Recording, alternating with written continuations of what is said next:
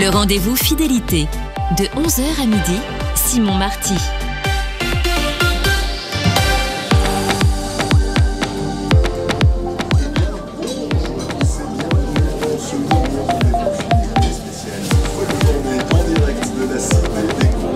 Nantes. Il est 11h et nous sommes au cœur de l'effervescence de ce festival unique qui célèbre sa 31e édition. Autour de nous, des centaines de spectateurs se pressent d'une salle à l'autre, les notes de musique s'échappent des portes entrouvertes et les artistes répètent. C'est une atmosphère particulière que nous allons vous faire vivre pendant les prochaines heures avec nos invités.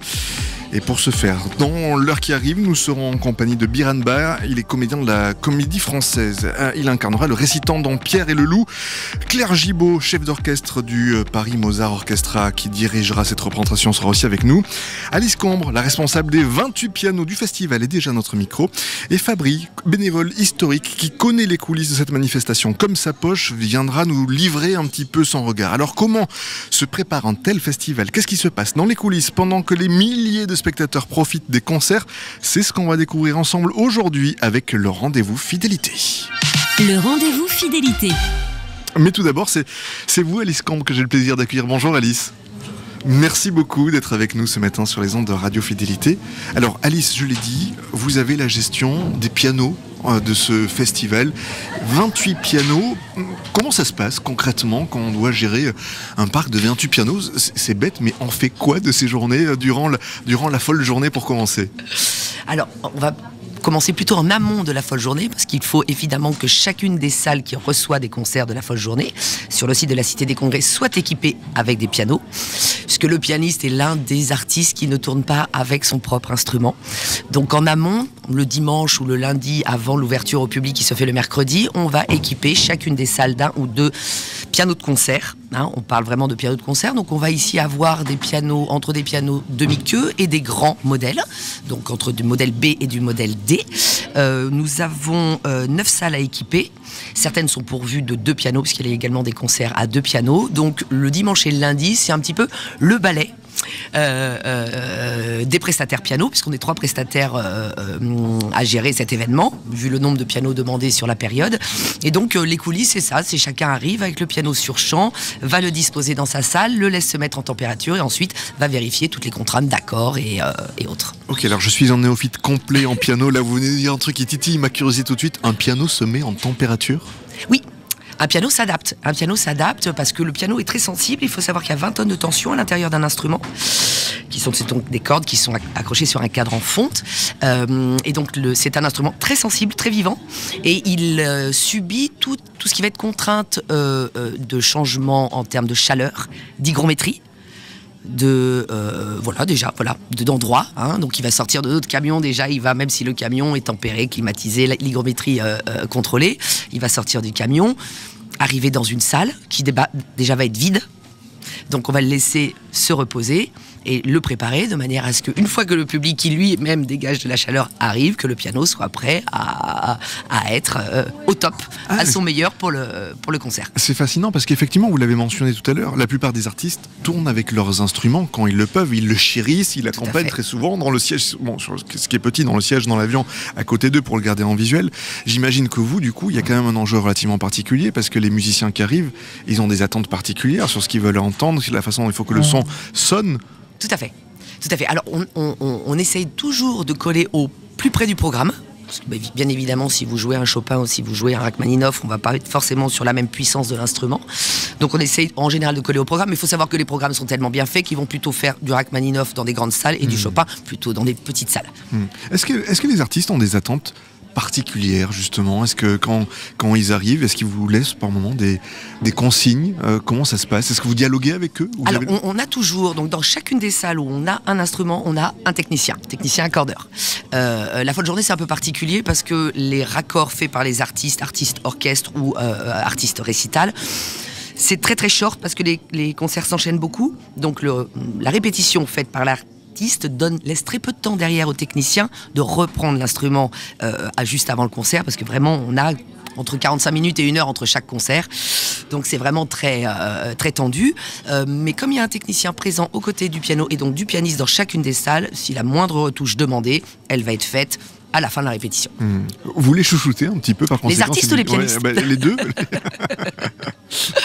On les chouchoute. Certains connaissent très très bien le festival, donc ils savent que ça va être pour eux comme un marathon musical, un marathon de plaisir, mais quand même un marathon.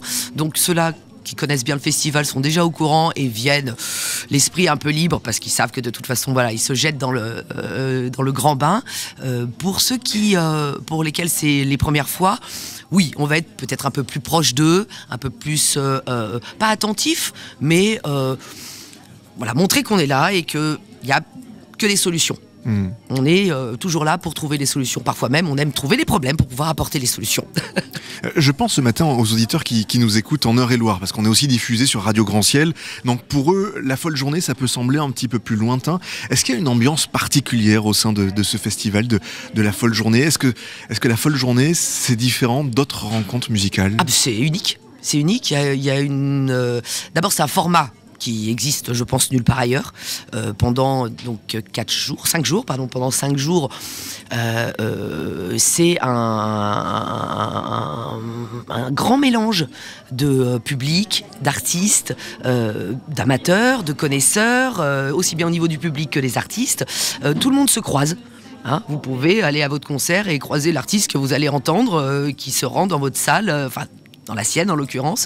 Donc c'est vraiment quelque chose d'unique et c'est surtout cette espèce d'enchaînement incessant de concerts, c'est-à-dire qu'en général vous allez à un concert un soir ou un dimanche dans l'après-midi. Bon, là vous pouvez commencer à 9h, enchaîner 7 concerts dans la journée, rentrer chez vous avec de la belle musique plein la tête, plein d'euphorie, mais il y a une énergie particulière ici. Justement, cette énergie, j'imagine qu'elle se prépare pas mal en amont.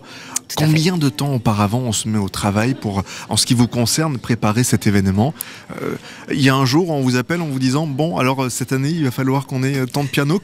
Comment ça se passe? Alors, on a de toute façon déjà une contrainte à respecter, c'est qu'ici, toutes les salles doivent posséder un piano. Donc on connaît très bien le site, on connaît très bien les salles, donc on sait déjà en amont, à minima, combien de pianos il va falloir fournir.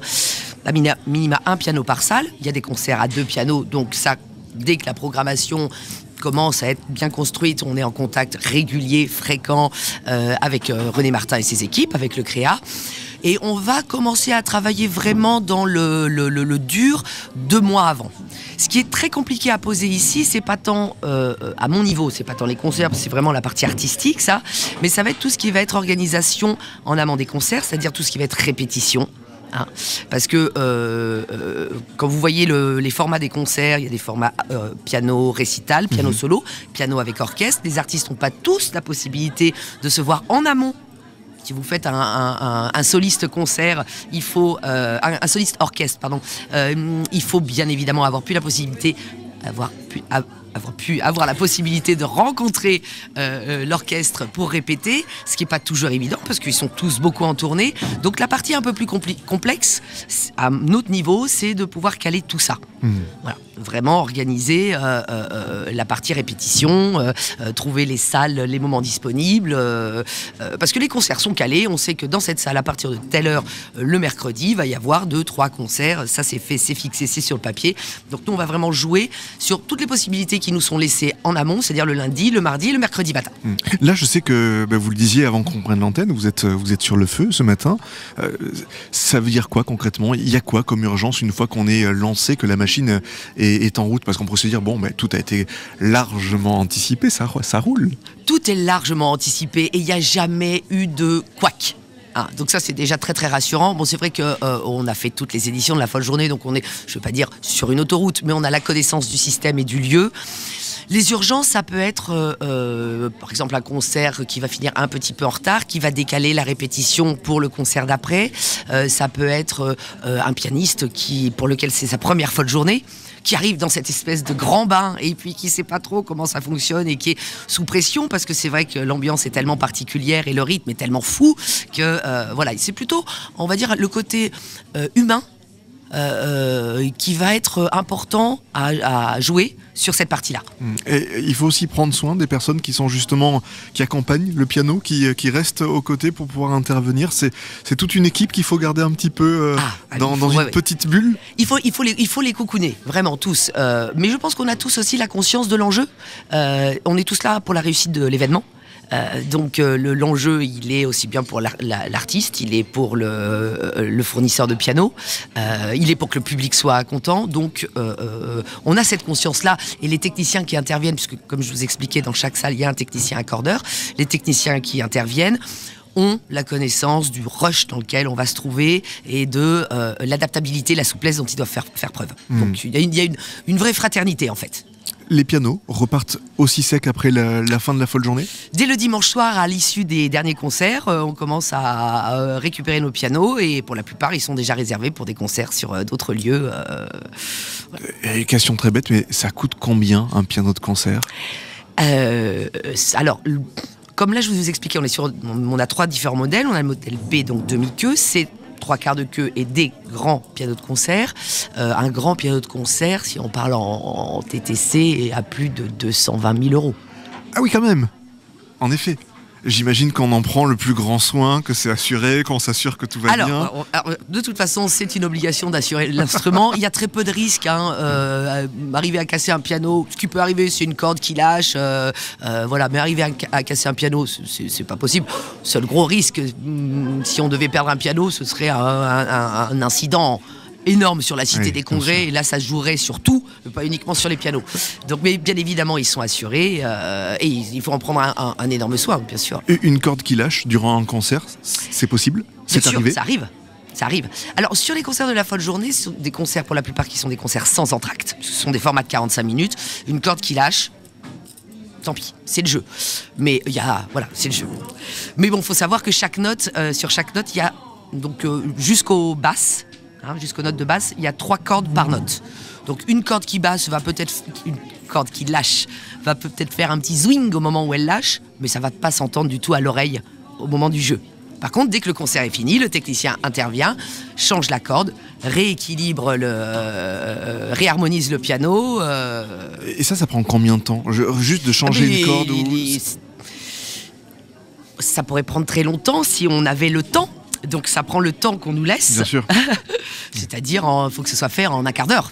Oui, faut que ça aille vite, faut que ça aille vite. C'est pour ça qu'on a vraiment besoin d'avoir des gens compétents, motivés, volontaires, dispo, presque H24 pendant 5 jours.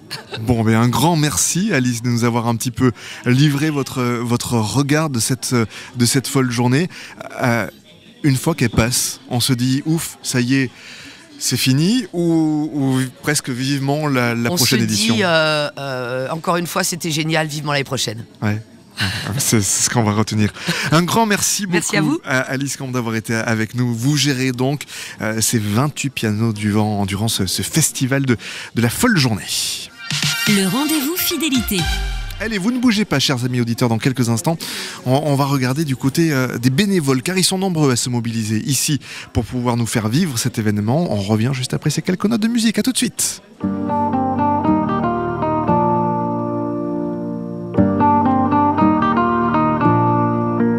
Avec un si, certains diront qu'en une bouteille on mettrait Paris.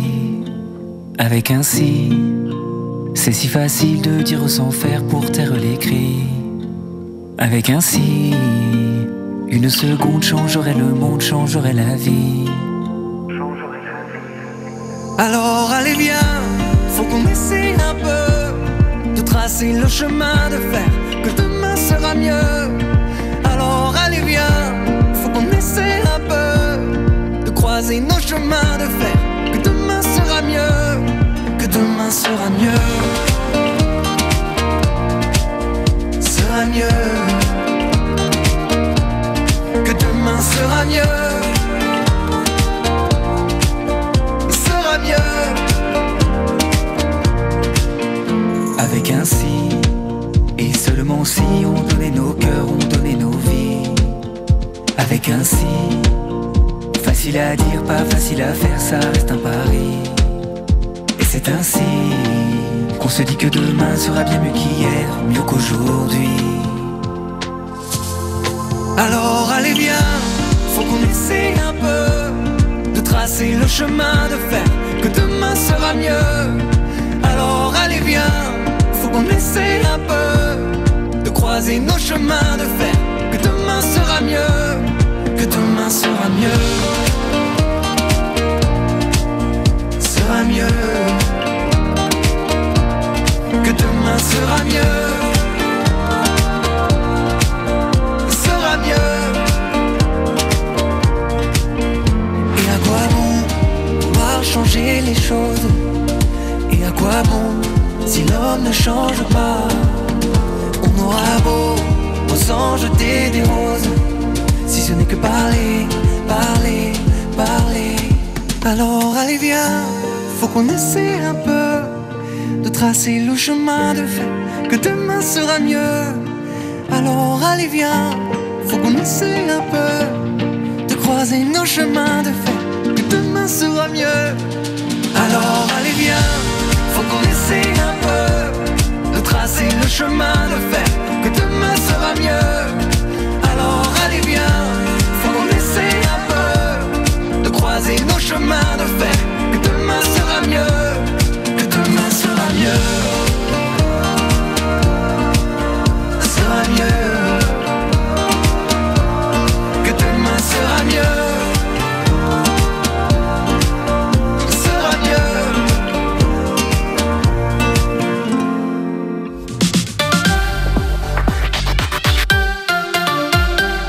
Il est 11h16 et nous sommes toujours en direct de la folle journée sur les ondes de Radio Fidélité et Radio Grand Ciel. Et Béatrice vient à présent de nous rejoindre. Bonjour Béatrice. Bonjour. Merci beaucoup de nous faire l'amitié de prendre quelques minutes au milieu de ce festival pour nous partager votre expérience de bénévole ici à la folle journée. Béatrice, déjà pour commencer, ça fait combien de temps que vous êtes bénévole pour la folle journée ? Bien, ça fait à peu près 13 ans que je suis bénévole pour la folle journée. Est-ce que vous pouvez nous raconter comment vous vous êtes retrouvé embarqué dans cette drôle de machine ? J'avais des amis en fait qui participaient déjà à la folle journée, donc c'est un peu qui m'ont embarqué et j'en suis ravie. Ouais, effectivement. Alors, on peut faire quoi en tant que bénévole ici à la folle journée ? Alors, en tant que bénévole, il y a différents bénévoles. En fait, il y a les bénévoles créa et les bénévoles de la cité qui ont des missions un peu différentes. Donc moi, je vais parler des bénévoles créa puisque j'en fais partie. Donc on participe à l'accueil du public et aussi du public à mobilité réduite pour essayer de l'installer en attendant le concert sur des chaises, enfin voilà, et de les faire rentrer en premier aussi dans la salle. On distribue les programmes du concert. On a aussi une formation en sécurité, donc on est en charge de la sécurité. Donc il y a toujours deux bénévoles qui rentrent dans la salle pour le cas où il faudrait ou évacuer la salle ou évacuer juste une personne qui fera un malaise le plus souvent. C'est des choses assez bénignes, heureusement. On est aussi en lien avec l'artiste puisqu'on va le chercher dans sa loge si c'est nécessaire pour qu'il vienne jouer son concert. Et parfois on doit aussi répondre à certains de ses besoins si c'est le cas. D'accord. Et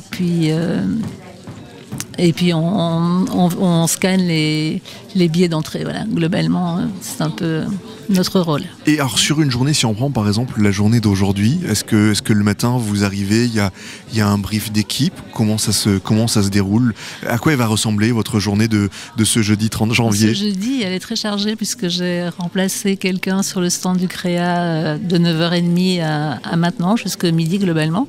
Après, je pourrais aller déjeuner pendant une demi-heure. Et puis j'irai au CIC pour faire l'accueil de 3 concerts.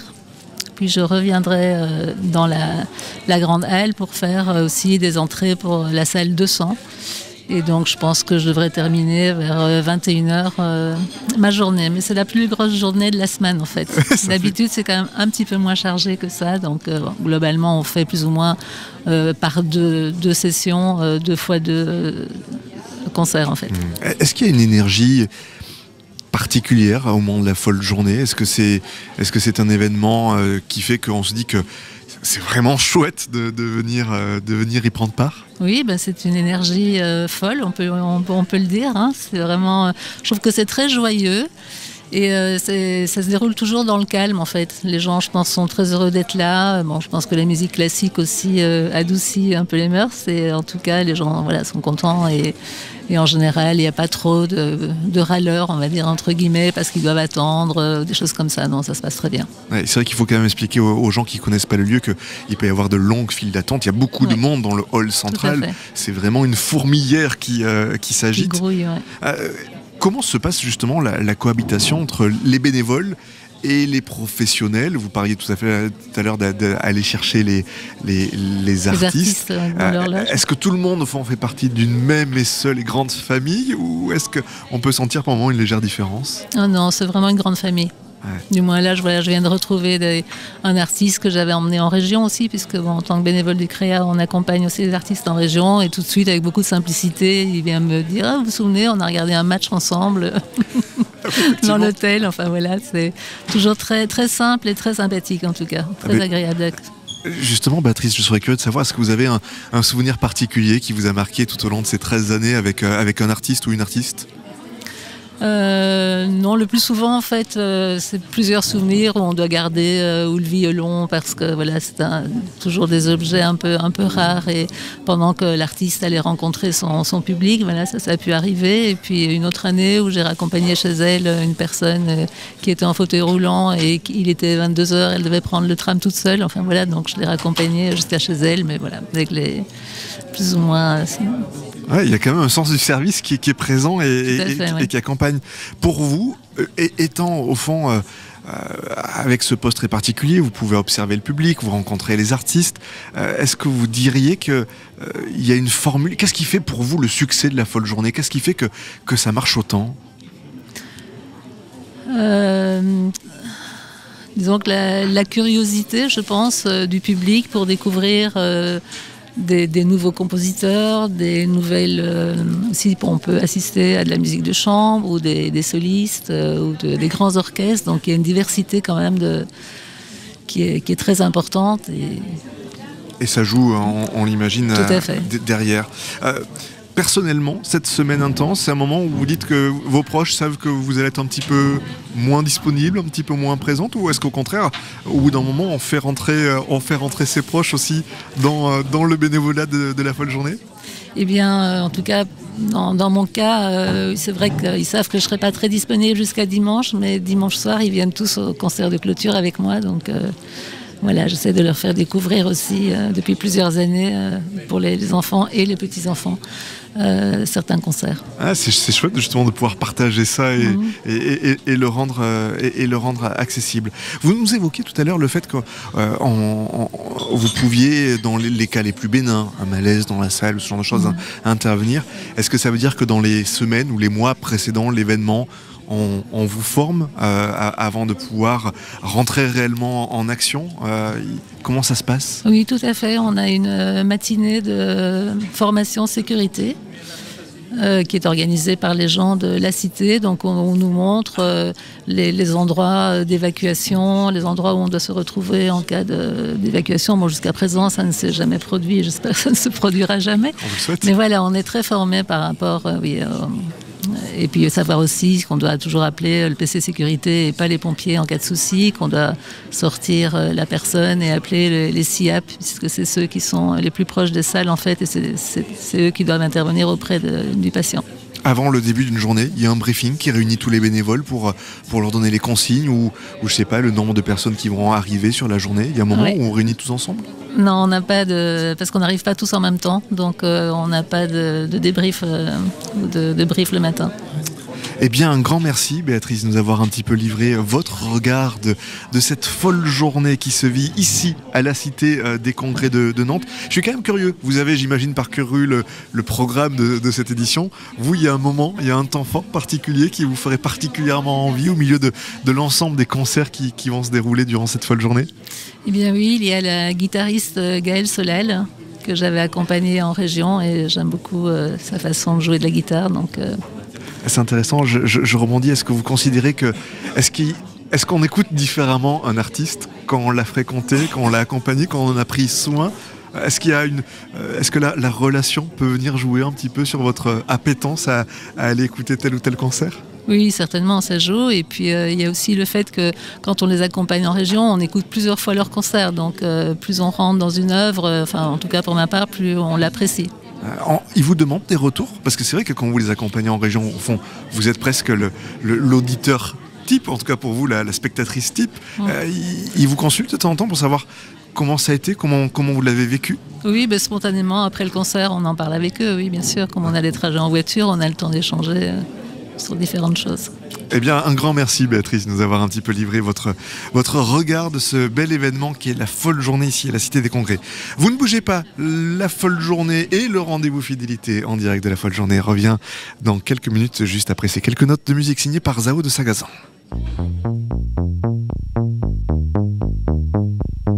Je ne sais plus qui j'aime, si c'est toi ou ton souvenir. J'ai tendance à ne retenir que le bon côté des choses. Dis-moi, elles étaient belles ces choses-là. Suis-je la seule à penser à ça?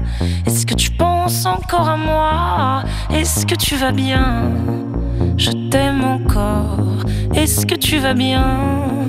Je t'aime encore. Est-ce que tu vas bien? Je t'aime encore. Est-ce que tu vas bien?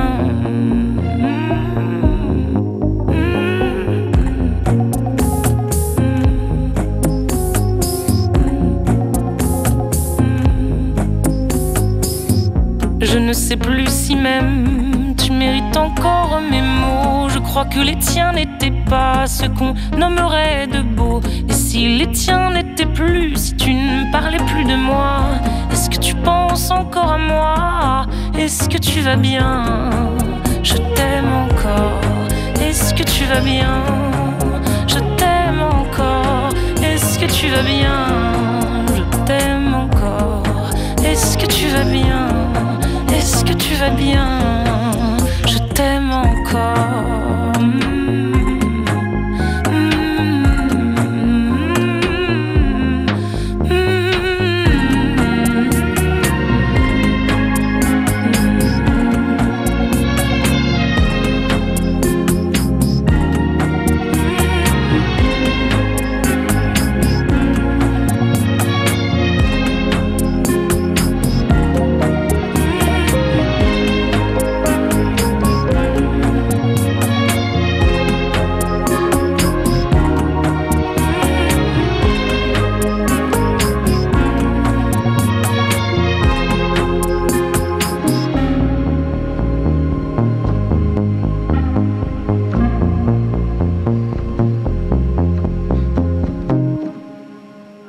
Le rendez-vous fidélité. Et oui, c'est le rendez-vous fidélité en direct de la folle journée. Nous avons posé nos micros dans le café de la Cité des Congrès de Nantes et j'ai à présent le plaisir d'être rejoint par nos deux nouveaux invités. Bonjour Claire Gibaud. Bonjour. Merci beaucoup d'être avec nous et bonjour Biramba. Bonjour. Merci de nous accompagner. Alors Claire Gibaud, je vais commencer avec vous si vous le voulez bien. Vous êtes à quelques heures de la représentation. Comment se sent une chef d'orchestre avant un concert à la folle journée? Excitée. Non mais ravie, je suppose que la salle va être pleine de jeunes, des enfants de tous les âges et Pierre et le Loup, c'est un régal. C'est vraiment un régal de faire ça ensemble. En plus, Biran, on a eu un grand succès ensemble à la folle journée avec Le songe d'une nuit d'été de Mendelssohn. Donc on connaît la salle. Enfin, moi, c'est la 5e fois que nous venons avec l'orchestre. Et nous, c'est la 2e fois. Exactement. Oui. Comment est-ce que vous transmettez votre énergie? Vous l'avez dit, là, on sent que vous êtes prête à y aller. Comment est-ce qu'on transmet son énergie à l'orchestre? Est-ce qu'il y a besoin de la transmettre?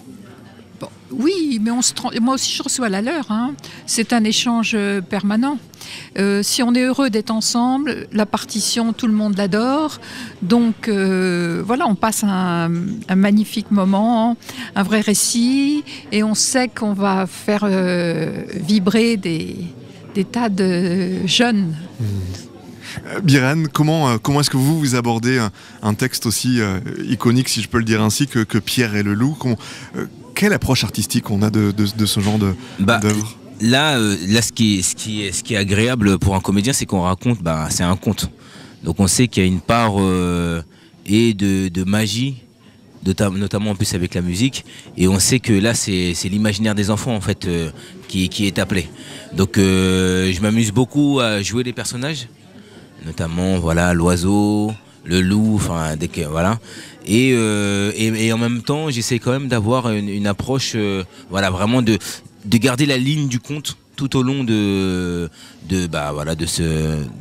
de ce conte qu'on raconte et surtout d'être au plus près aussi, d'être à l'écoute aussi de l'orchestre.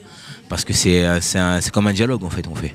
Allez, justement, ce dialogue, il y a besoin de le mettre en place, de prendre ses marques l'un avec l'autre pour qu'il soit fluide. On a travaillé. Et comment ça se prépare? Ça va avoir l'air facile, mais en réalité, on a déjà fait cette œuvre en concert ensemble, voilà.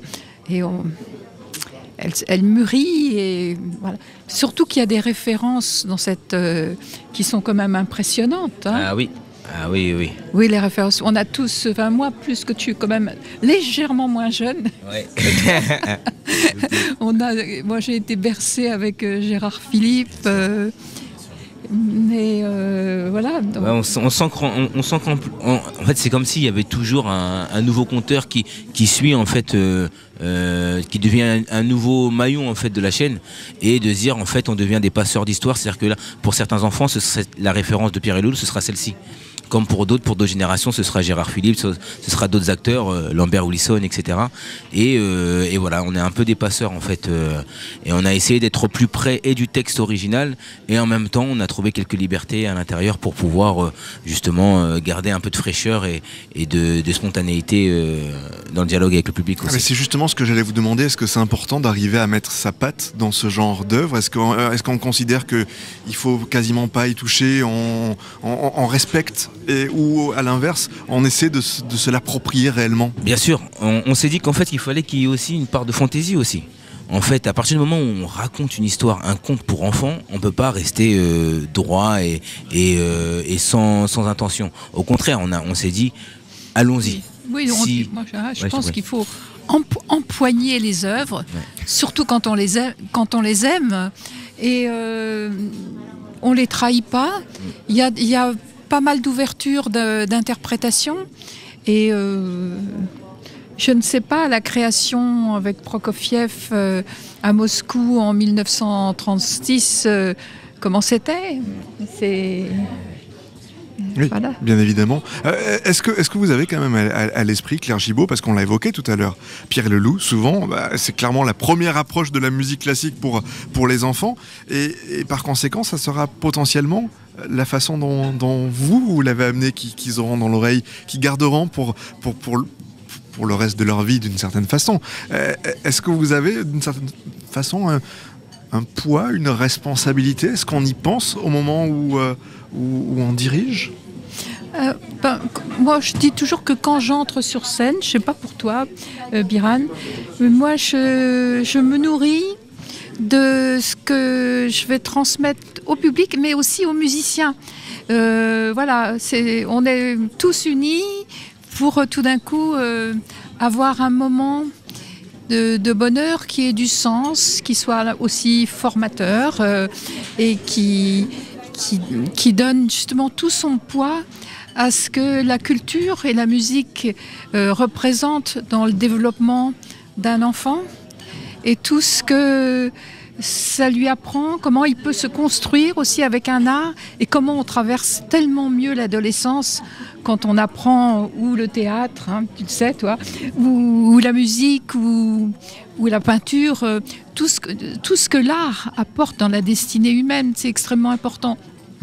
Et nous, on en est particulièrement conscients en ce moment, parce qu'on travaille avec l'hôpital psychiatrique de Bourges, et on découvre le rôle de l'art-thérapie.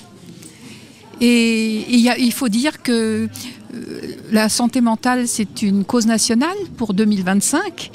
Et on est heureux que beaucoup de psychiatres, de directeurs d'hôpitaux psychiatriques se disent, bon, la camisole chimique, c'est pas ce qu'il y a de mieux.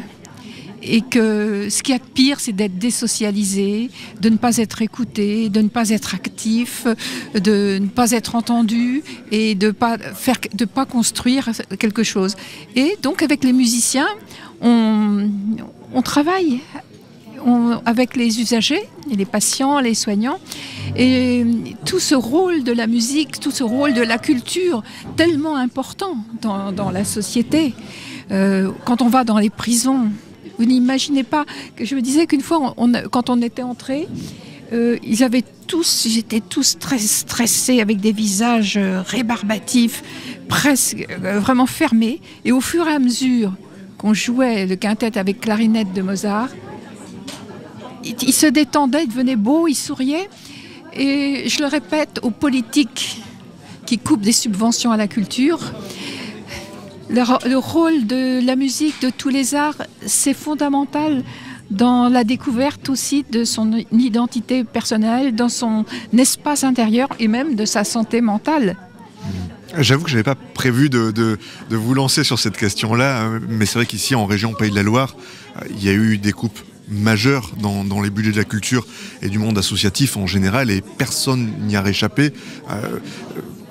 Vous considérez que d'une certaine façon, ça revient à couper des ponts? Parce qu'on peut se dire que la culture, la musique, c'est pas essentiel. On pourrait vivre d'une certaine façon sans.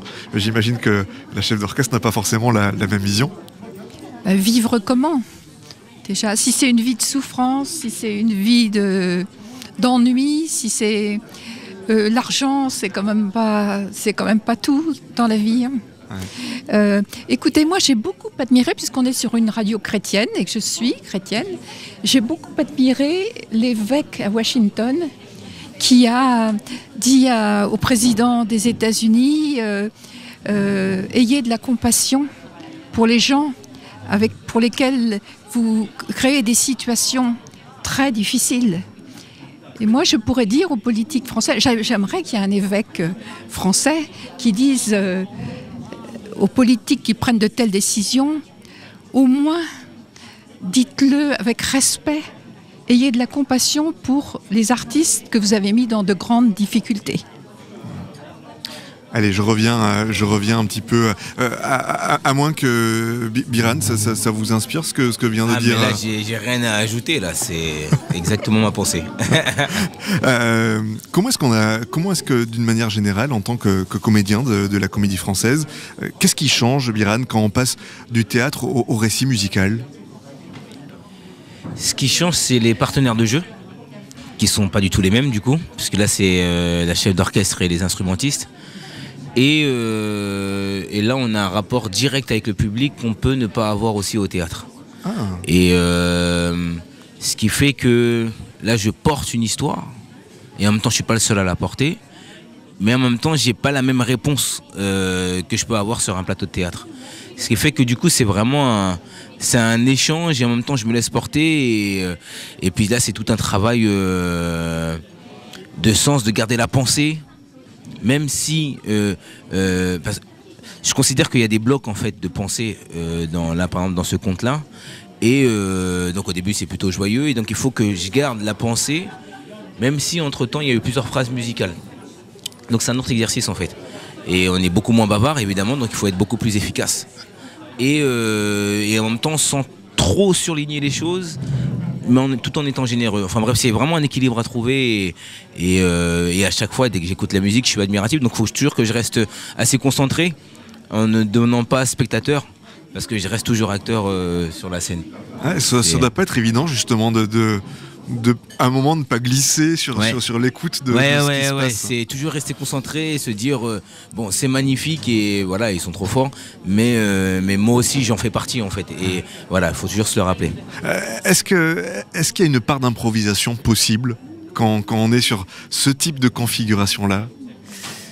Non, parce que la musique elle est exigeante, et je pense que je peux pas me permettre, ou alors s'il y a un espace, du coup on le choisit avec Claire, mais je peux pas trop me permettre, parce qu'il y a énormément de monde derrière qui attend un top, un signe, et non, je me permets pas, en tout cas j'ai pas encore cette liberté là.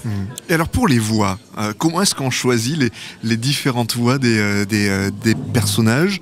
Comment est-ce qu'on se sert des techniques de jeu qui sont les vôtres pour pouvoir les faire vivre? Ouais, c'est déjà j'ai écouté plusieurs audios auparavant, et puis après c'est un imaginaire, c'est-à-dire qu'en fait on a tous, en fait c'est un appel à l'âme d'enfant en fait.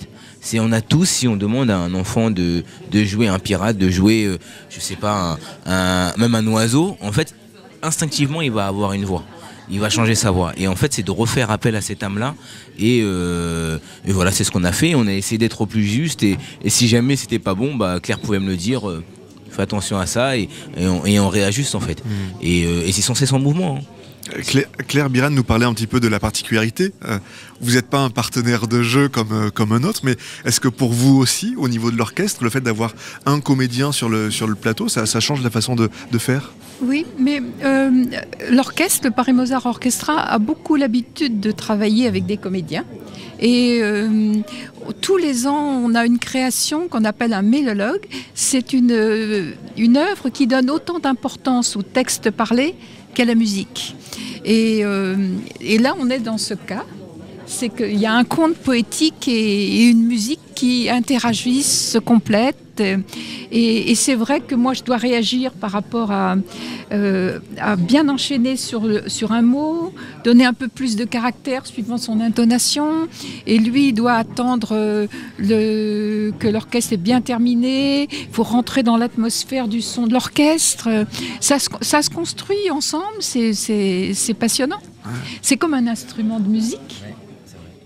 Est-ce qu'il y a un moment dans le spectacle où, au bout de quelques minutes, on se dit on est parti et on est bien dedans ? Est-ce qu'on peut sentir, est-ce qu'on sent une évolution ou est-ce qu'au fond c'est dès la première note Il ne faut surtout pas. Il ne faut surtout pas s'analyser quand on est en train de le faire, parce que là, ça serait catastrophique. Pardon.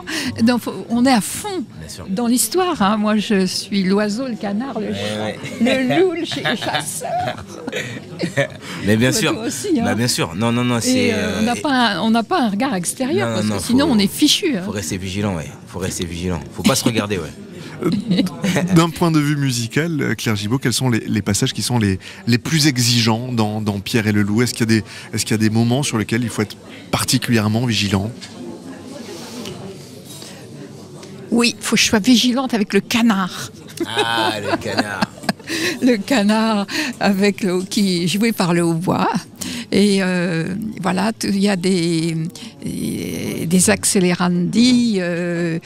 Quand le canard veut s'échapper de la mare et qu'il est poursuivi par le loup, parce que l'imbécile de canard, il aurait mieux fait de rester au milieu de la mare.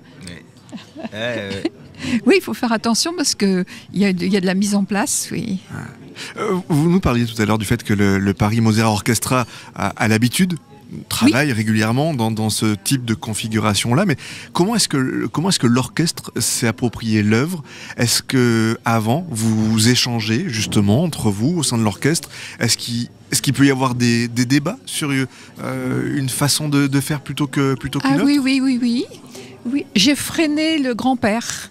Le basson, Médéric au basson. Il avait une vision d'un grand-père plus jeune.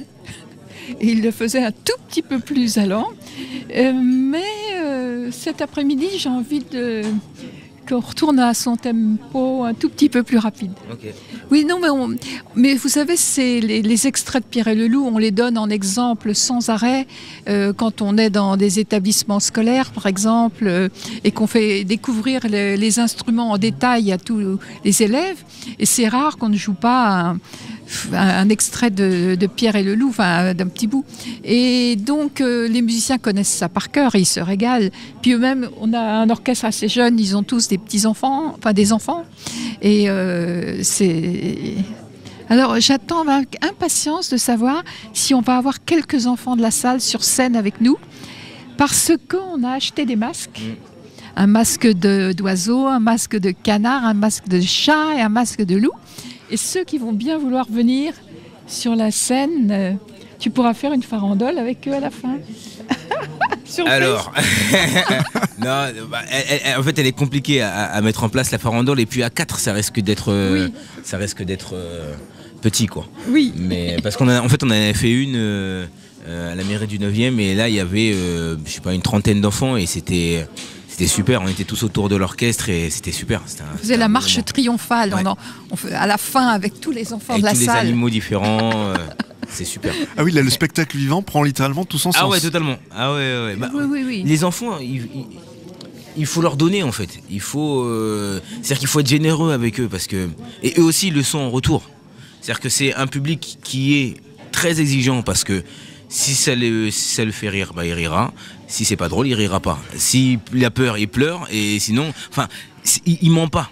Et si nous on leur donne tout, ils nous donnent tout en retour. Et c'est ça qui est agréable en fait, à faire des contes pour enfants. Ouais, mais du coup, vous y avez pensé au tout début, au fait que clairement on n'est pas sur un public de théâtre conventionnel, et que on réadapte. Si ça pleure dans la salle, on fait comme avec. Bien sûr. Mais de toute façon c'est vivant. Hein. On peut pas faire abstraction du public, et si jamais il y a un événement, il faut jouer avec. Et donc si un enfant... Oui. Hein, et surtout dans une œuvre comme ça, il faut créer un contact avec le public. Ouais. À vrai dire, on est un peu loin. On est un peu loin sur scène. Ce qui serait bien, c'est qu'on soit au milieu. Ouais, voilà. Totalement. Et que voilà, ils puissent se glisser partout, voir... Oui, au fond, il faudrait presque que vous soyez dans le hall, dans le grand hall d'entrée pour être entouré par le public. Bien sûr. Non, mais c'est une fête. Hein. Le texte de Pierre et le Loup, je vais poser une question extrêmement bête, mais est-ce qu'il a évolué avec le temps ? Non. C'est un très beau texte que le compositeur a écrit lui-même. Il avait un fils de 7 ans et il l'a écrit pour un théâtre d'enfants dès son retour à Moscou, puisqu'il a été pendant 18 ans en France. Non, c'est un très joli texte. Ce qui peut évoluer, c'est l'introduction. C'est-à-dire, avant qu'on commence l'histoire, il y a une présentation des instruments pour expliquer un peu comment fonctionne le conte. Et c'est sur cette marge-là qu'on a travaillé ensemble, et surtout Biran. Ouais. Voilà.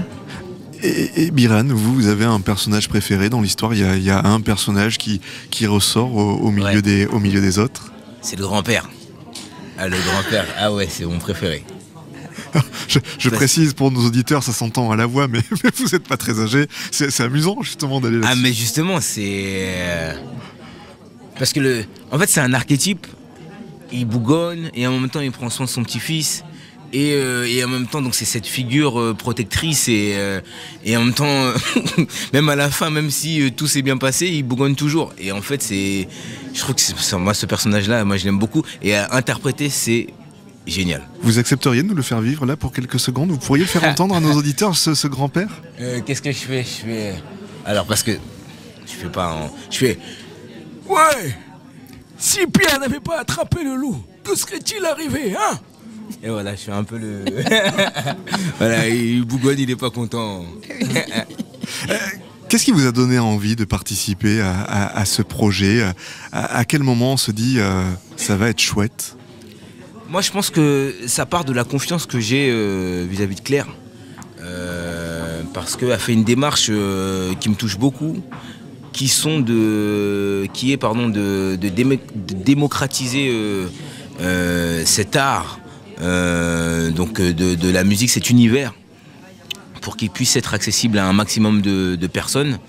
Et donc déjà c'est par là en fait qu'on a eu le premier contact. Et en fait cette démarche-là elle me touche beaucoup, et je me suis toujours dit que ce sera un de mes combats, une de mes missions en tout cas. Sachant que même cet univers-là n'est pas le mien. Donc je découvre, c'est pour ça que je suis tout autant spectateur qu'acteur aussi quand j'entends un orchestre, parce que les sonorités sont... Enfin, ça vibre, quoi, c'est vivant.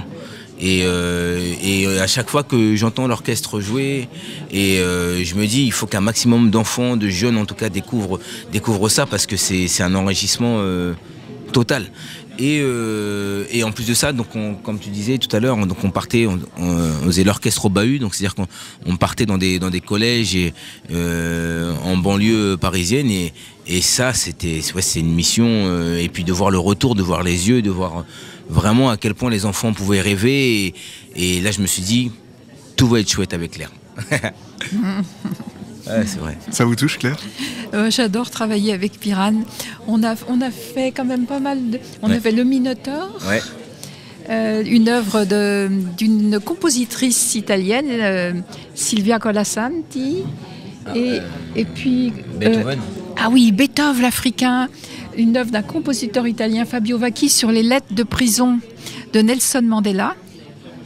À vrai dire, tous nos projets, ils sont sous-tendus par un projet sociétal.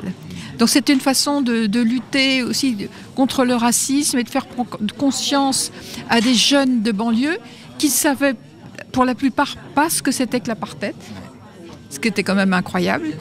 Et puis on a des mélologues, comme je disais, donc textes et musique très engagés sur la protection de la biodiversité, par exemple, avec une pièce musicale sur un texte du jardinier paysagiste Gilles Clément qui s'appelle Le Jardin en mouvement. Donc on a tous des appos, on a des petites sonnettes, enfin bref, on fait des créations assez, disons, non conventionnelles, mais qui déclenchent vraiment un grand intérêt. Là, disons qu'avec Pierre et le Loup, c'est sur du velours. Hein. Ah, mais là, c'est... Voilà. On a un chef-d'œuvre entre les mains. C'est un succès extraordinaire, toujours, ce... Et vu que vous parliez de public, la folle journée, mais d'une manière générale, l'accent sur l'accessibilité, est-ce que ça se traduit dans votre approche de la direction ?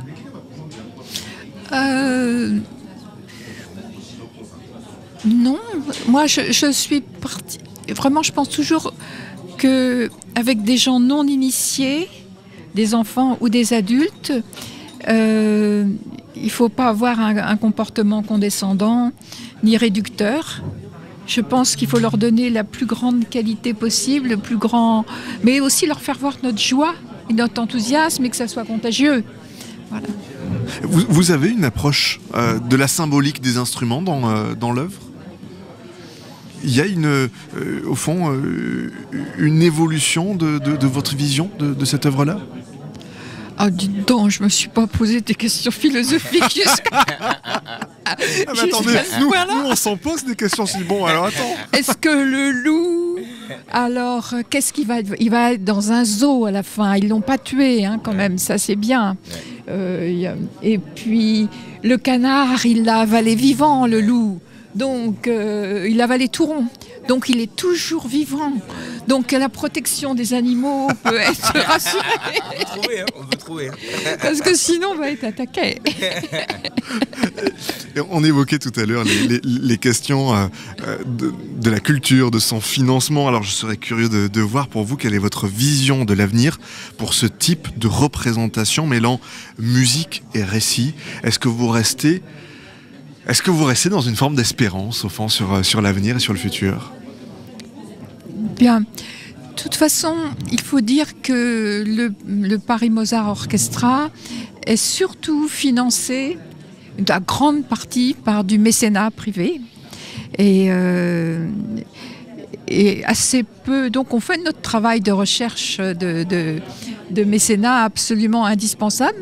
Mais il y a une chose qui maintenant est formidable pour nous, c'est qu'on est en résidence à Bourges, qui a été désignée capitale européenne de la culture 2028, et j'ai beaucoup participé aux côtés du maire de Bourges, Yann Gallu, à défendre devant la Commission européenne cette candidature.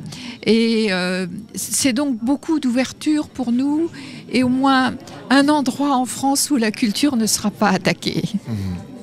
Un bastion qui est présent et sur lequel on peut venir se recentrer. Vous sentez l'énergie différente quand vous venez jouer à la folle journée ici à Nantes c'est facile comme question, mais on pourrait se dire qu'au fond, chaque lieu a son énergie propre, mais est-ce que la folle journée pour vous, au milieu de tous les concerts de l'année, c'est une date peut-être un petit peu différente ? C'est-à-dire que on se sent aimé, respecté, et puis on côtoie, c'est extraordinaire, dans la même journée, plein d'artistes qu'on estime, mais aussi des tout jeunes débutants pleins d'espoir et qui nous surprennent énormément. Et cette confrontation, cette cohabitation, elle est très motivante, elle est très intéressante pour nous. Et René Martin nous fait découvrir toujours de très jeunes solistes. Donc samedi, on sera avec une jeune pianiste de 16 ans, Ariel Beck, et ça c'est quelque chose on a déjà travaillé avec elle, elle est formidable. Mais je me souviens d'un très beau souvenir avec une jeune pianiste qui nous a fait découvrir ici, c'était Natalia Milstein, et j'ai vu qu'elle revenait jouer. C'était des grands moments de grâce. On va terminer et clôturer notre émission. Il nous reste même pas 2 minutes d'antenne avant de refermer. Biran, pour vous justement, cette folle journée, est-ce que c'est un esprit qui change des représentations théâtrales classiques ? Bien sûr, moi j'ai pas l'habitude d'être entouré déjà d'autant d'artistes, parce que d'habitude nous quand on va en tournée, il y a que notre équipe qui est dans un théâtre, donc évidemment ça change, et puis c'est comme une petite bulle. Pour moi, je sors un peu de mon confort, qui est de jouer une pièce que j'ai répétée pendant 2 mois et qu'on tourne et qu'on connaît par cœur. Là, je sors de ma zone de confort, c'est que j'arrive, je m'expose et puis je raconte une histoire avec des instrumentistes. Et comme tu disais, c'est des moments de grâce, c'est des instants qui sont précieux, et j'ai toujours ce grand souvenir d'il y a 2 ans, et je pense que celui-ci aujourd'hui aussi en sera un grand dans quelques années. Tu jouais quoi hier soir à la Comédie Française ? Hier soir, je jouais Cyrano de Bergerac. Et moi, je l'ai vu il y a quelques jours dans Le Soulier de Satin de Claudel, et il avait 4 rôles. C'était impressionnant. C'était magnifique. Dernière question, au milieu de toutes les dates, quand vous êtes sur une tournée, sur une représentation de théâtre, vous, Claire, quand vous faites des concerts à l'étranger, vous avez le temps de visiter les lieux dans lesquels vous allez ? Ah oui, ça nous nourrit aussi. Tous les artistes se nourrissent des autres arts. C'est vrai que ça crée notre espace intérieur, ça crée des images, des sensations qui sont importantes. Il y a beaucoup de liens entre la musique et les images, et la peinture par exemple. Biran, vous avez le temps en 2 mots de découvrir les lieux dans lesquels vous allez ? Ça dépend pendant combien de temps j'y vais, mais si je suis pendant une semaine, oui, et si je suis pour un jour, c'est plus compliqué. Un grand merci à tous les deux d'avoir pris le temps de venir nous éclairer sur votre expérience de la folle journée ici à la Cité des Congrès. Le rendez-vous fidélité revient demain en direct de la folle journée, bien évidemment. Je vous souhaite une belle et douce journée à toutes à l'écoute de Radio Fidélité et Radio Grand Ciel.